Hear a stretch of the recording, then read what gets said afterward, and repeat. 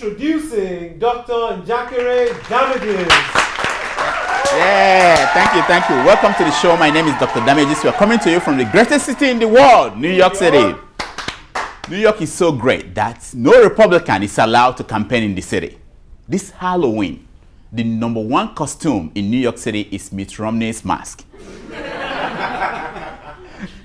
It's 10 days before the US election. Are you all as excited as I am? Yeah. No? Last week, I told you that there was no need for a third presidential debate. If only Mitt Romney had listened to me and stayed home. Nobody would have known that he could not identify Iran on the map of the Middle East. Syria is Iran's only ally in the Arab world. It's their route to the sea. It's the route for them to arm Hezbollah in Lebanon, which threatens, of course, our ally. Wow. Yeah. Did you hear what Romney and Obama said about Africa? What? Neither did I. Some say it was a good thing that they ignored Africa. I say no. It's bad. I suspect that they have sold Africa to China in exchange for the debt America is owing China. Also, there was no mention of Nigeria's president, Goodluck Jonathan. Now, how could anyone have a debate, a foreign policy debate, and fail to mention someone who is one of the top 100 most influential people in the world? How could that happen? Yeah, how could that happen? Someone must be lying to us. Eh? Even dead people were mentioned. Osama, Gaddafi, Ayatollah, and Buhari. Buhari? No? Buhari is still alive? Wait a minute. Where is he hiding? Oh, he's waiting for 2015 so that he can come and claim the presidency. Anyway, after the debate, conservative columnist Ann Coulter called Obama a retard. A retard. Some people took offense and started calling her the B word. Blonde, I mean. For me, I have just one question. If she called Obama a retard, what would she call the most criticized president in the world? During the Republican primaries, Ann Coulter said, if we nominate Romney, Obama will win. In 10 days, she will be proven right for the first time in her life. As we speak, everyone important is out there endorsing the candidate of their choice. 200-year-old evangelist Billy Graham made a detour from his journey to heaven to endorse Mitt Romney. He went one step further. He removed Mormon Church and the KKK from his list of cults operating in America. On her part, the reality TV star Honey Boo Boo has endorsed Obama. Not to be outdone, Aki and Paw Paw have endorsed President Jonathan for a second term. It's strange hearing people endorse Romney when Romney himself has come out to endorse Obama. I believe, as the president indicated and said at the time, that I supported his action there. I felt that I wish we'd have had a better vision of the future. I wish that looking back at the beginning of the president's term and even further back than that we'd have recognized that there was a growing energy and passion for freedom in that part of the world, and that we would have worked more aggressively with our friend and with other friends in the region to have them make the transition towards a more representative form of government, such that it didn't explode in the way it did. But once it exploded, I felt the same as the president did. I understand that Romney's name is on the list of people being considered for Commerce Secretary by Obama. Really? Yeah, oh yeah, he's making progress. Meanwhile, Romney's son, Tag, has said that he wanted to punch Obama for calling his father a liar. He pulled back when he heard his father talking about his tax plan and how balanced, how he can add it up and it balances. Tag knew that they tried it at home several times and it didn't work out. The Romney campaign is getting desperate. Here is a billboard they posted somewhere in Florida. Bowing before kings is something that Africans do as a habit. Take a look at these pictures. Now you got it. At this point in the campaign, anyone still undecided should have his head examined.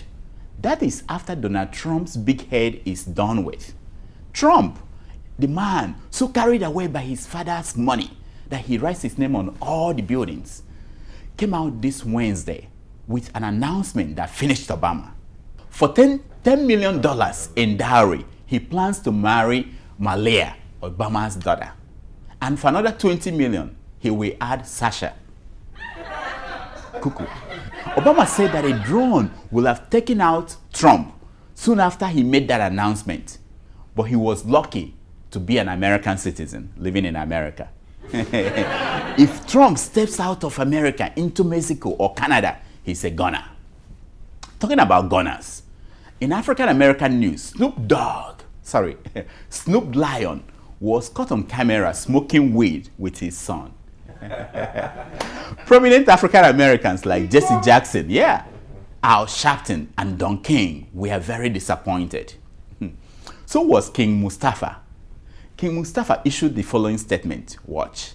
Simba, you have forgotten me. No. How could I? You have forgotten who you are, and so forgotten me. Look inside yourself, Simba. You are more than what you have become. You must take your place in the circle of life. A British tabloid, the Daily Mail, this week took a swipe at our man of God, Bishop David Oyedepo. The newspaper said that our daddy's church, the Winners Chapel, is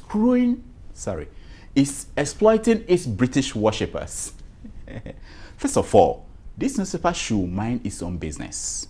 Oyedepo is my business. The job of criticizing Oyedepo is mine and mine alone. Secondly, those worshipping Oyedepo are not British. They are bloody Nigerians.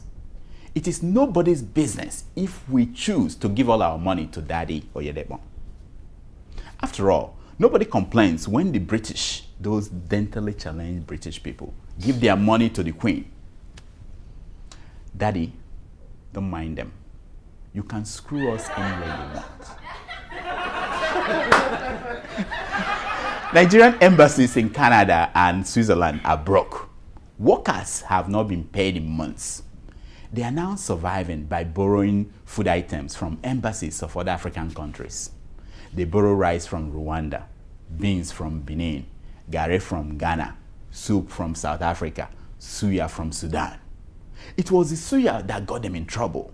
It turns out that the Sudanese suya was made with vulture meat. It's been brought to our attention that Mrs. Patience Jonathan is a big fan of our show. Who could have imagined that? Some weeks ago, while she was in Germany resting, we said this. Watch. In Nigeria, those eyeing the presidential villa, Aso Rock, in 2015 are beginning to think twice. What? The mysterious illness of the First Lady, Patience Jonathan, is making them worry about running for president. What? You see, since Ibrahim Babangida left Aso Rock, no couple has gone in there and came out together. I'm not saying there is something that Babangida left there. I'm just saying that Sani Abacha went there with his wife, Marian, but did not come out alive. That's right. Abdul Salami Abubakar was smart enough not to go there with his wife. Obasanjo went there with Stella, and Stella did not make it out. That's right. Yaradua went there with Turai, and Turai came out, but Yaradua died. So you understand why Nigerians were worried about the condition of the First Lady. That's right. They had questions like, could it be too much cassava bread? Could it be too much bleaching cream? When the presidency said that Patience was just resting in Germany, nobody believed them. Yes. How could such a patriotic First Lady, who enjoys pots and pots and pots of fish pepper soup and pounded yam, go all the way to Germany just to rest? Now, watch Patience Jonathan's reacting to us as soon as her plane landed in Abuja. Watch. But at the same time, I will use this opportunity to tell those few ones that are saying that anybody that goes to Villa or Aso Rock, that the person will die. They mention Abacha, they mention Stella Obasanjo, they mention Yaradua, and other people. But those people, why didn't they mention those ones that went there with their families and succeeded. Madam, we appreciate the thumbs up. But so you know, it's not over until the fat lady sings. We have a new segment we call War on Columnists. I believe that all newspaper columnists are sissies, weak, wimpy. They sit down at home and run their big mouths. If they are that smart, why are they not running the country? Have you ever heard about a former columnist who became president of any country? Have you? No. Exactly my point. This week, I want to expose the columnist Sonala. In his column this week, he had the audacity to call the first woman to almost become the president of the World Bank the weakest link in Jonathan's administration. What? Yeah. How could anyone call this woman weak? Watch.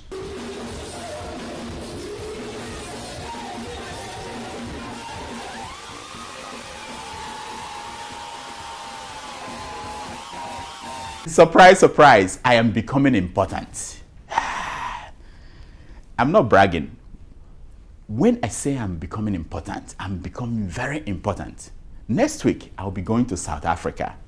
I'll be attending a conference on how to confront corruption in Nigeria. The conference is sponsored by Ojuzo Kalo, the former governor of Abia State, in conjunction with the Screw Nigeria movement, SNM. Why are you laughing? As a matter of fact, here are the other 11 conferences I've been invited to in the coming weeks.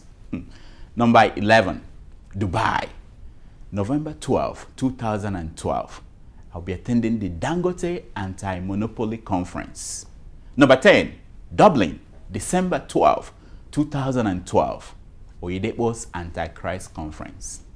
Mexico City, December 21, 2012. At the Mayans Pyramids for a World Coming to an End conference featuring this guy.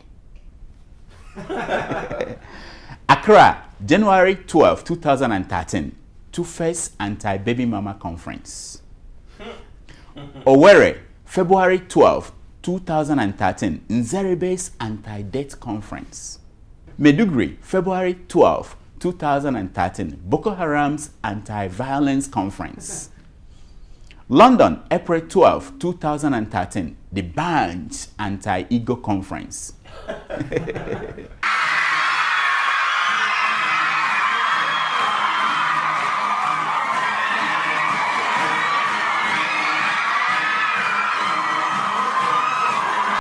Abuja, May 12, 2013. Patience Anti-Umbrella Conference. Umbrella. Yeah. Ibadan, June 12, 2013. Tinubu's Anti-Marijuana Conference. Cairo, July 12, 2013. Babangida's Anti-Coup Conference. New York City, August 12, 2013. Jonathan's Anti-PhD Conference.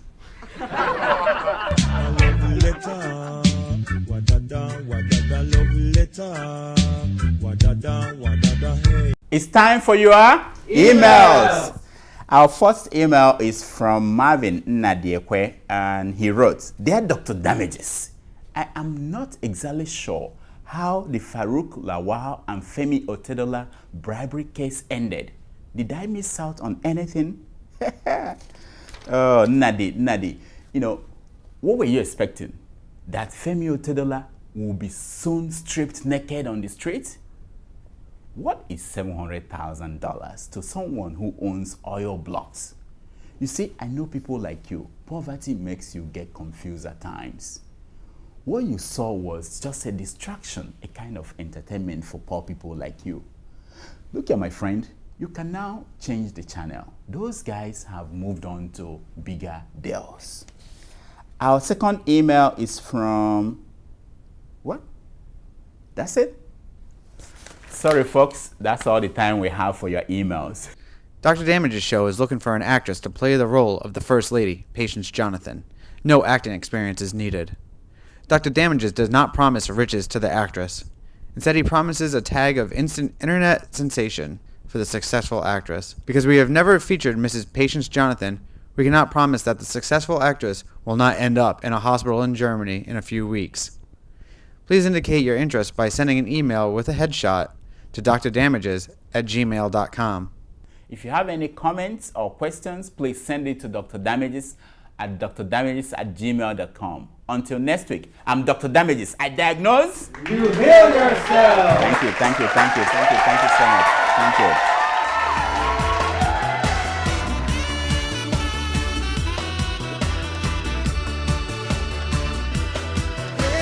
I'm on the rock, and then I take a stop. I had to run like a fugitive.